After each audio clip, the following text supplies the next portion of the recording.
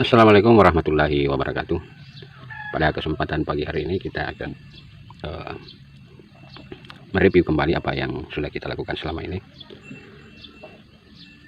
Uh, ini adalah material yang pada saat itu kita rendam dan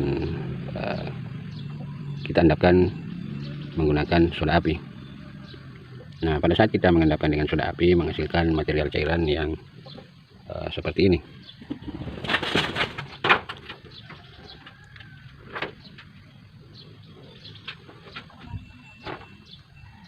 Dan pada saat melarutkan kembali material dalam tahap kedua atau merendam kembali material endapan ini dalam periode kedua, itu menghasilkan cairan yang seperti ini, hijau muda atau hijau yang tidak terlalu tua. Nah, ini kita menggunakan, ya kalau saya menganggap itu masih tetap HCl, walaupun HCl-nya itu tidak terlalu kental atau HCl yang encer. Nah, setelah itu kita rendam kembali untuk yang ketiga kalinya dengan menghasilkan cairan yang bukan coklat, hijau yang agak kehitaman atau hijau tua. Nah, cairan yang kita gunakan untuk merendam ini adalah cairan yang begini. Ini masih kita anggap sebagai masih ada unsur HCl-nya, dan dalam material ini juga kalau kita melihat komposisinya ada juga unsur NaOH-nya. Nah, itu menghasilkan cairan yang seperti ini. Ini kalau kita melihat agak lebih pekat bila dibandingkan dengan dua jenis cairan ini.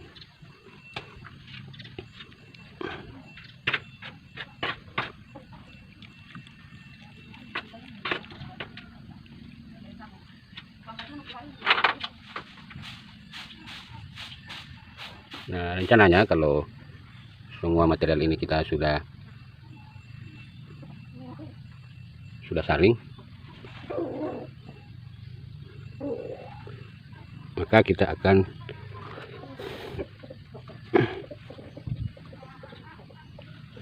mengendapkan material ini semua dengan menggunakan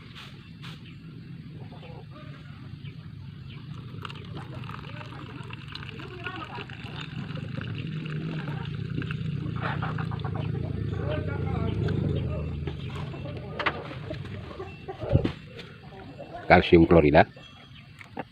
Dalam hal ini adalah air karbit. Ini adalah air karbit yang rencananya kita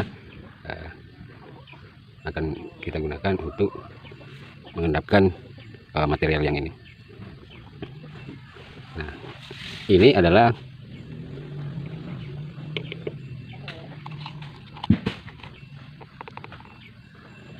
material yang kita anggap sebagai HNO3 atau asam nitrat. Nah, untuk yang keempat kalinya ini yang 1, 2, 3, dan untuk yang keempat kalinya ini kita akan coba-coba mereaksikan material endapan ini dengan cairan yang kita anggap sebagai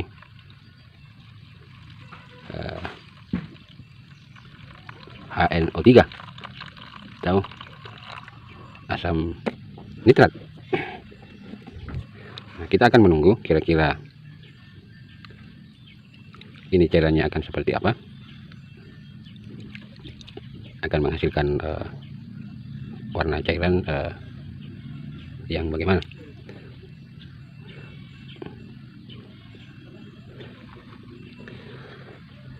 Nah,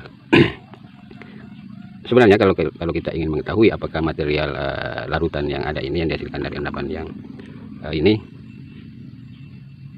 apakah itu mengandung unsur logam emas atau tidak, biasanya orang-orang yang berkecimpung dalam masalah ini dia akan menggunakan SN klorida, stannus klorid atau timah klorida. Nah, cuman dalam urutan deret volta, ini anggapan saya saja bahwa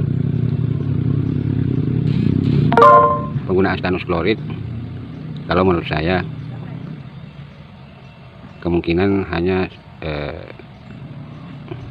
mendeteksi keberadaan logam tembaga dalam material larutan. Nah, walaupun sebenarnya efek hitam itu adalah dari 3 warna dasar merah, biru, dan kuning. Bila mana dipadukan ketiganya ini akan menghasilkan warna yang hitam.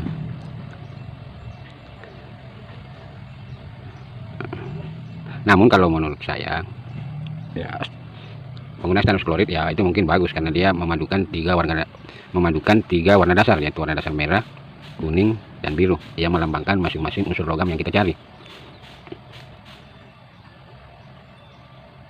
Nah, cuman kalau menurut saya pribadi, bila mana hanya kalau kita ingin mengetahui kadar kandungan logam tembaga misalkan, ya mungkin kita bisa menggunakan cairan warna biru ini, karena perpaduan antara warna kuning dengan warna biru itu menghasilkan warna hijau. Nah, warna hijau, ya, nah itu menandakan bahwa dalam material itu ada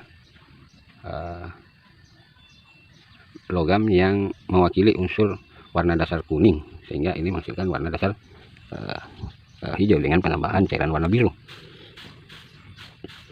Nah, jadi kalau menurut saya, kalau kita mau praktis tanpa mesti harus membuat dulu stannus klorid, misalkan rendaman regia yang telah kita buat untuk mengetahui apakah dalam material ini mengandung unsur tembaga atau tidak. Ya, kalau menurut saya kita kasih saja cairan yang warna biru ini. Kalau yang setelah kita kasih warna biru dan menghasilkan warna hijau, berarti kita menganggap bahwasanya dalam material ini mengandung unsur logam yang mempunyai dasar warna dasar warna kuning dengan warna biru. Jadi kalau menurut saya, ya kalau mau praktis kita menggunakan yang warna cairan pembersih yang warna biru ini saja. Nah, walaupun sebenarnya kalau stannus klorid dia merangkum 3 warna, karena hitam itu adalah perpaduan antara warna merah, warna biru, dan warna kuning. Nah, alternatif kedua untuk mengetahui apakah material hasil rendaman regia yang kita telah buat itu mengandung unsur logam atau tidak, ya kita menggunakan perantara aluminium saja. Bila mana kita masukkan aluminium dan aluminium itu berubah menjadi warna pink, berarti dalam material rendaman regia kita itu mengandung unsur logam yang berwarna merah, karena warna pink itu dihasilkan dari perpaduan antara campuran warna merah dengan warna putih. Aluminiumnya itu mewakili warna putih, dan cairan yang dihasilkan dalam regia itu ada unsur logam yang berwarna merah. Nah, kalau saya seperti itu. Kalau memang sekiranya kita tidak bisa menggunakan stannus klorid. Nah, tapi sebenarnya itu stannus klorid kalau menurut saya pribadi itu hanya bisa kita terapkan dalam sistem asam. Kalau dalam sistem basa kemungkinan besar itu tidak akan berhasil, karena SNCl itu adalah asam kuat.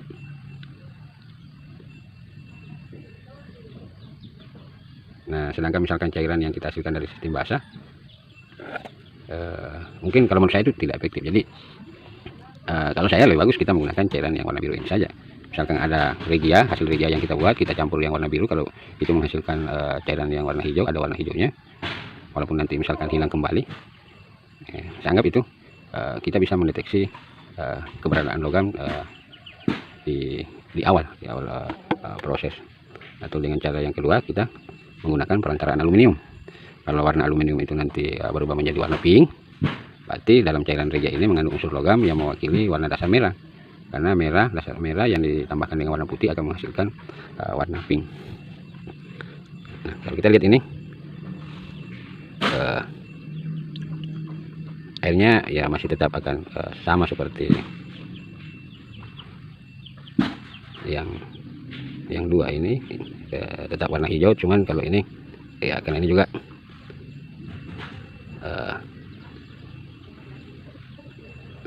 NO3 yang cukup encer, sehingga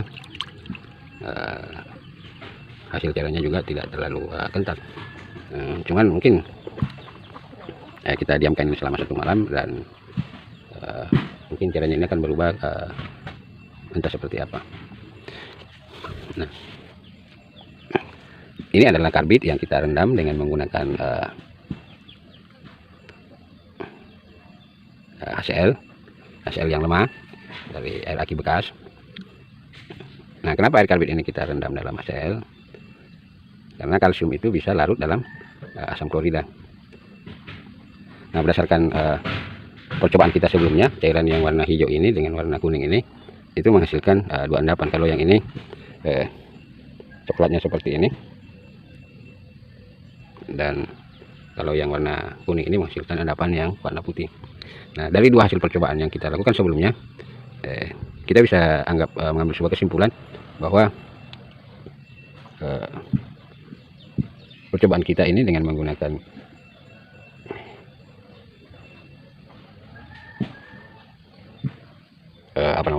kalsium klorida itu cukup efektif, ditandai dengan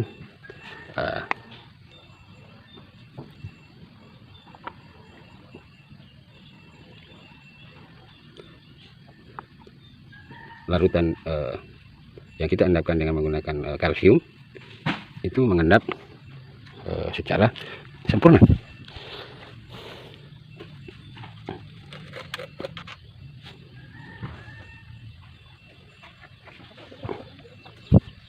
Itu yang ini airnya sangat jernih sekali, dan berarti kita bisa katakan apa yang kita endapkan itu larut dengan sempurna.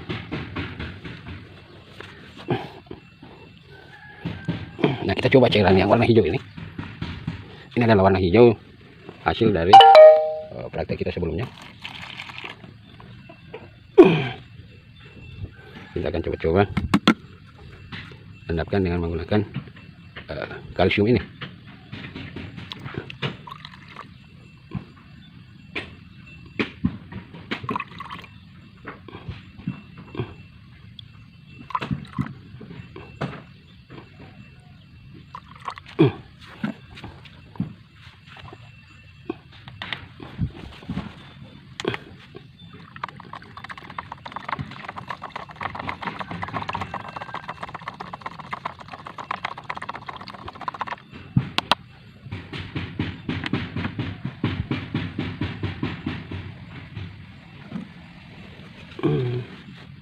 Sepertinya tidak ada perubahan dengan cairan ini.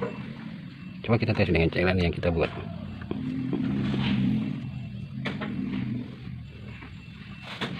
Ini memang cairan jenisnya lain dari hasil praktek kita sebelumnya.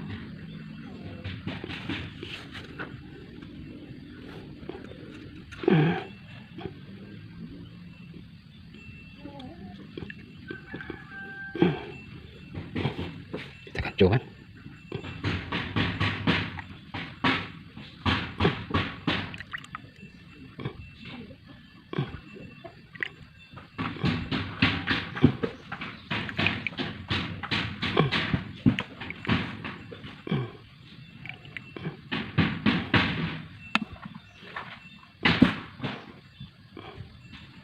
Ini juga kayaknya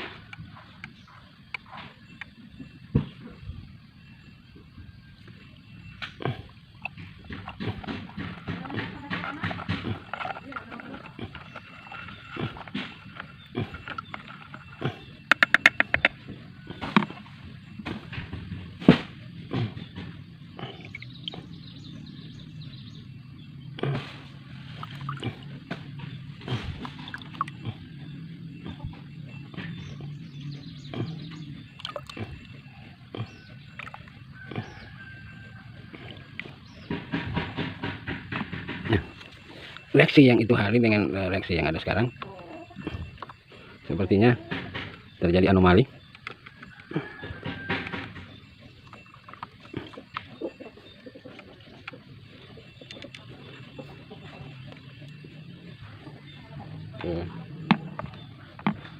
Kalau yang itu hari memang masih termasuk kategori cairan pertama, belum kita. Ya, kita lanjut kembali. Assalamualaikum warahmatullahi wabarakatuh. Dari tadi sempat terputus. Nah, kalau kita melihat dua jenis cairan ini tetap mengendap dengan sempurna. Cairan yang ini, cuman khusus yang ini saya lihat kayaknya tidak ada perubahan. Sehingga untuk khusus cairan yang ini mungkin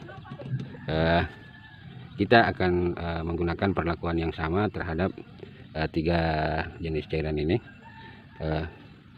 Nanti yang ini kita akan endapkan dulu dengan menggunakan soda api. Nanti endapan soda apinya yang akan kita endapkan dengan karbit. Ini kan caranya berbeda, tidak sama dengan yang ini. Ini saya sudah lupa apakah material ini sudah pernah kita endapkan dengan menggunakan soda api atau belum, tapi kayaknya belum. Ini cairan ini belum kita pernah endapkan dengan menggunakan soda api. Nah, kalau kita melihat kondisi yang ada sekarang, kita masih tetap berkesimpulan bahwa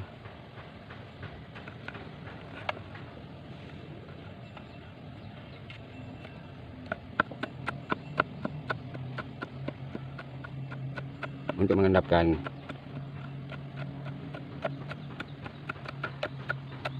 material yang seperti ini, kita menganggap penggunaan soda api itu masih relevan dan efektif.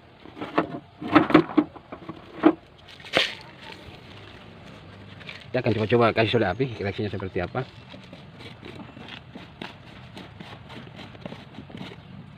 Apakah ini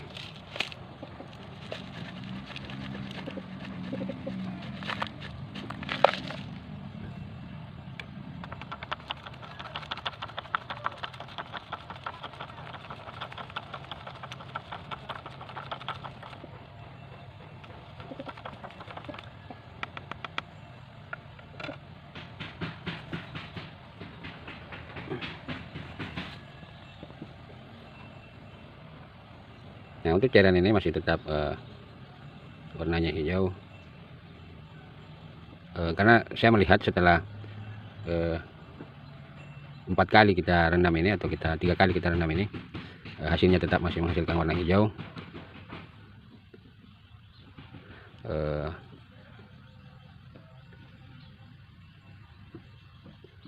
Mungkin untuk selanjutnya barangkali kita cukupkan saja, karena kalau saya melihat walaupun kita akan merendam, tetap akan menghasilkan cairan yang warna hijau. Jadi saya rasa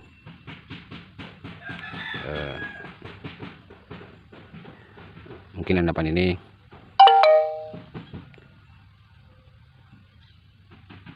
atau terakhir kita akan kembali untuk merigia